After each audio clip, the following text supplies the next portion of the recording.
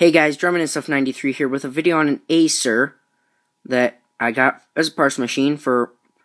The machine was almost free. It was very, very cheap, and people just wanted to get rid of it. And as a side note, I'm filming this on the iPod Touch 5th generation to see what kind of quality this camera produces, since I've actually never really used it in a video. I did do a couple tests, but nothing. I didn't actually do a video with it ever. So yeah, I'll go over the machine, kind of what it has, and then what the issue. I'll just tell you the issue since I'm not even going to show it. Since showing the issue to you would be a waste of time and have to hook it to a monitor and all that crap. And I'll tell you what it's doing, and it's just going to be parted out, so it's not a big deal.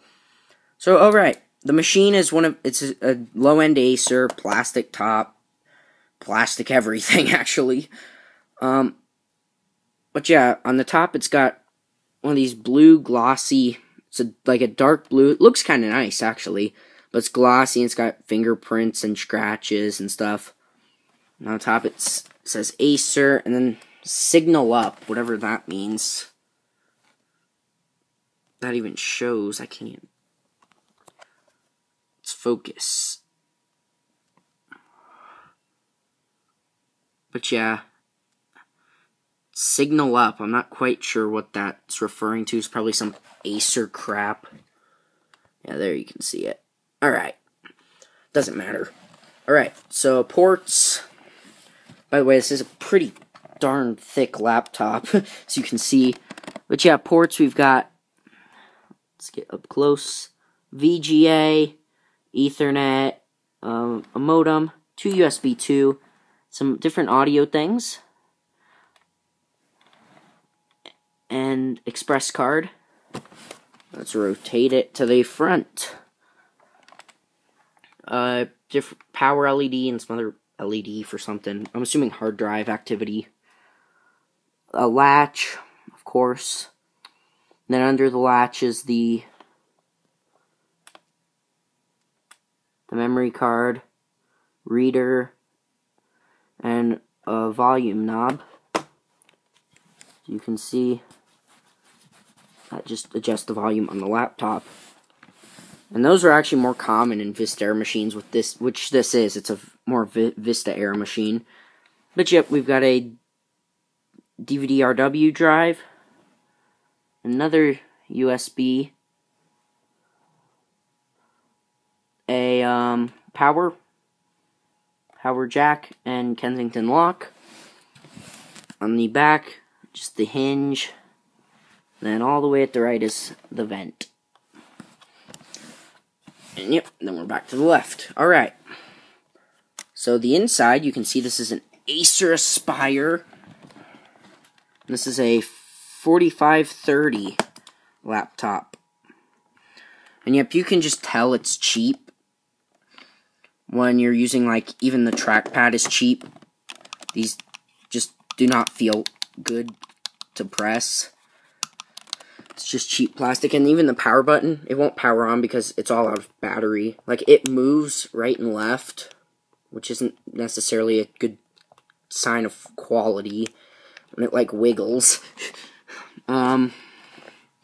Keyboard's not terrible feeling. It's average for a laptop keyboard. And then it's got this weird little green button up here, and I'm not even sure what that does. It says E. Reminds me of a lot of the E-Machines logo. I'm not quite sure what that is. And then some buttons on the left that do different things, like Bluetooth. Oh, that has Bluetooth. I didn't know that. Actually didn't. Mail and some other crappy quick links. And up top, let me get light. We've got these speakers, which I'm sure sound pretty crappy. And up here we've got a Crystal Eye webcam. Ooh, fancy. Alright, yep. Now one thing I don't like about this is how the hinges, like when you open it, like I almost prefer the ones with the opening mechanism up here, and it actually moving these, because that's more what I'm used to, these actually moving, instead of some little part down here moving that opens the laptop. And even better than that is some nice Ultrabooks and stuff that are closed magnetically and whatnot. But yep, this is your cheap Vista era Acer laptop. Alright, so now I'll talk about what the problem is. I believe the screen is busted. And I've looked on eBay and the screen is $100. I'm not even quite sure if that's the issue. However, it just has these lines and little things that move around the screen vertically. And they just kind of move along and trickle along. It's kind of weird. And when I hooked it to the monitor, it seemed to be working fine. So I'm not sure if it's the graphics, but it could be. But at this point, it's not even worth trying to fix. So I might as well just part the machine. Specs-wise, it's got a Athlon 2 CPU, 3 gigs of RAM. And yes, when I took it apart, I had completely dismantled this machine, by the way. When I took it apart, it had 3 gigs of Samsung branded RAM, which is decent stuff. 160 gig hard drive. It was a Western Digital, so I was actually pretty impressed by that.